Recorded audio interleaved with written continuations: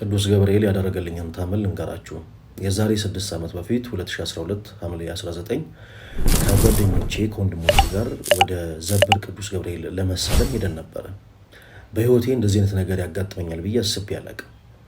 ዘብር ቅዱስ ገብርኤል ከአዲስ አበባ ወደ 300 ኪሎ ሜትር ርቀት የሚገኝ ቦታ ነው። እጅግ በጣም ታሪካዊ የሆነ ቦታ ነው። የኔ ተወዳጆች እመጓ የሚለውን መጽሐፍ ብዙዎቻችሁ ካነበባችሁት የኔታ አክሊሉ የሚባሉ አባት ጉባኤ ዘርግተው ተማሪዎችን ያስተምሩበት የነበረበትን ቦታም ጭምር ነው ዘብር ገብርኤል። እና እዚህ ቦታ ሄደን ትልቅ በረከት አግኝተን የልባችንን ቋጠሮ የቤታችንን ጎዶሎ ለአምላካችን ለእግዚአብሔር ነግረን መልአኩ ቅዱስ ገብርኤል ከፈጣሪው ከክርስቶስ እንዲያማልደን ለምነን ወደ አዲስ አበባ ጉዟችን ከጀመረን በኋላ እጅግ በጣም ያልጠበቅነው ነገር ይፈጠራል። ምናልባት ወደዛ አካባቢ ሄዳችሁ የምታውቁ ሰዎች የፒስታው መንገድ ብቻ ሳይሆን አስፓልቱም ጭምር ማለትም ከጉዶ በረት ጀምሮ እስከ ጣርማ በር ድረስ እጅግ በጣም ጠመዝማዛና ገደላማ የሆነ መንገድ ነው። እዚህ ጋር ነው እንግዲህ የእግዚአብሔርን ቸርነት የመልአኩ የቅዱስ ገብርኤልን አማላጅነት የምትመለከቱት። በዚህ መሃል የኔ ተወዳጆች እኔ እጅግ በጣም የተጨነኩበት አንድ ደግሞ ሌላ ጉዳይ ነበረ። ያ ደግሞ ምንድነው? በኪሴ ምንም አይነት ሳንቲም አልነበረኝም። እጅግ በጣም ከባድ ጉዳት ደርሶብኛል። ከጭንቅላቴ እጅግ በጣም ብዙ ደም እየፈሰሰ ነው። ያልተቋረጠ ደም ይፈሳል። እና በዚህ ሁኔታ ላይ ያለው እጅግ በጣም ድንጋጤ ላይ ስለነበርኩኝ ያው ቤተክርስቲያን አካባቢ ተጠግቼ አንድ ቀን አደርኩኝ። በበነጋታው ወደ አዲስ አበባ መመለስ ግዴታዬ ነበረ። ማለት እዛ ቦታ ላይ ከቆየው የምበላው የለኝም፣ የምጠጣው የለኝም፣ ስንቅ የለኝም፣ አካባቢውን አላውቀውም። ስለዚህ እዛ ቦታ ላይ መቆየት ስለሌለብኝ የግድ በእግሬ ከደብረ ሲና ወደ ጣርማ በር ሄድኩኝ። ይሄ እጅግ በጣም በህይወቴ የማረሰው አጋጣሚ ነው። ከደብረ ሲና ወደ ጣርማ በር የኔ ተወዳጆች በእግሬ ነው ሄድኩት። ጣርማ በር ከደረሳችሁ በኋላ ወደ አዲስ አበባና ወደ ደብረ ብርሃን የሚጭኑ መኪኖችን ታገኛላችሁ። ብዙ ጊዜ ቅጥቅጥ መኪኖች ይኖራሉ። እና የዛን ታይም ትንሽ መሸት እያለ ስለነበረ የነበረው መኪና ቅጥቅጥ መኪና ነው። በኪሲ ምንም ሳንቲም የለኝም። ምንም አይነት ሳንቲም ነው የምላችሁ። ስለዚህ በቃ ደብረ ብርሃን ከደረስኩ በኋላ የለኝም እላለሁ ብዬ ዝም ብዬ ተዳፈሬ መኪና ውስጥ ገባሁ። በዚህ አጋጣሚ አንድ ሳራሳብ ነገራችሁ ነገር ሁልጊዜ ወደ ገብርኤል ስንሄድ አንድ የምናደርገው ነገር ነበረ። ጸበልተኛ ለሆኑ እዛ ቦታ ለሚቆዩ ልጆቻቸው ወይም ደግሞ የትዳር አጋራቸው ከቤተሰቦቻቸው መካከል አንዱ ለታመመባቸው ሰዎች ፌስታል ከሹፌር እንቀበልና ስለ ቅዱስ ገብርኤል እየለመንን እናሰባስብ ነበር። መልካም ስራ ለክፉ ቀን ስንቅ ነው የሚባለው የእውነት ነው የኔ ተወዳጆች። እና እዛ መኪና ውስጥ ከገባው በኋላ ሰውነቴ እንዳለ በደም ተጠለቅልቋል። ልነግራችሁ አልችልም። በውስጥ የነበረውን ድንጋጤ ሚነካኝ ሰው ሁሉ በነካኝ ቅጽበት እጅግ በጣም ነበር የምደነግጠው። ሁለንተኔ ትክክል አልነበረም። እናም ከጣርማ በር ወደ ደብረ ብርሃን የሚወስደን መኪና ጉዞን ይጀምራል። በዚህ መሃል አንድ የማላቀው ሰው መልኩንም በእርግጠኝነት እርግጠኛውን ላስታውስ የማልችለው ሰው ግን ብድግ አለ።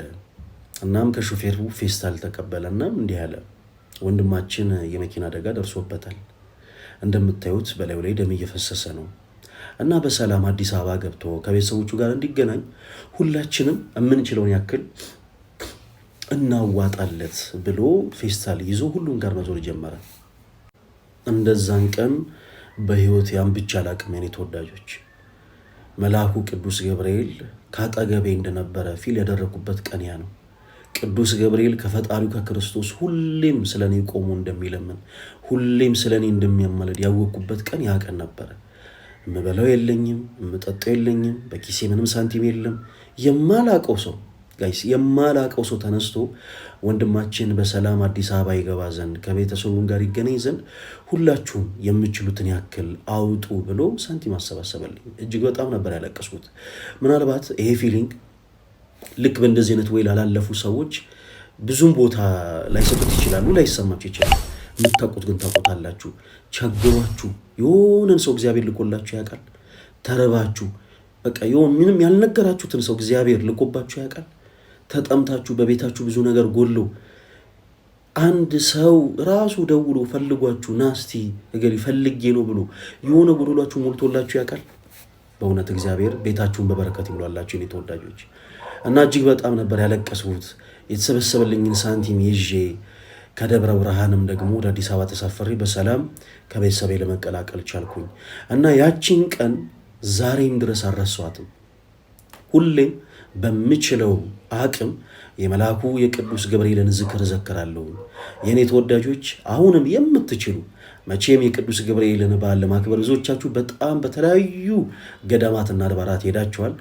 እኔ ወንድማችሁ ደግሞ በ24 ምዕራፈ ሰማዕታት ቅዱስ ገብርኤል ቤተክርስቲያን ለማክበር እሄዳለሁ እና መልአኩ ቅዱስ ገብርኤልን እዘክራለሁ። የምትችሉ ቅዱስ ገብርኤልን የምትወዱ እኔ ታናሽ ወንድማችሁንም የማትንቁ ቅዱስ ገብርኤል ቤተክርስቲያን በር ላይ እንግዲህ ዝክሬን ይዤ ቆሜ ስለ ቅዱስ ገብርኤል እላለሁ። እናንተ መታችሁ ዝክሩን እንድትቀምሱ በለው ለእግዚአብሔር ስም ጠይቃለሁ። የመልአኩ የቅዱስ ገብርኤል ረድኤት በረከቱን ያሳትፈን። የኔ ተወዳጆች ይሄ መልእክት ለብዙዎች እንዲደርስ በደንብ ኮፒ ሊንክ፣ ሼር እና ሪፖስት አድርጉልኝ። እወዳችኋለሁ።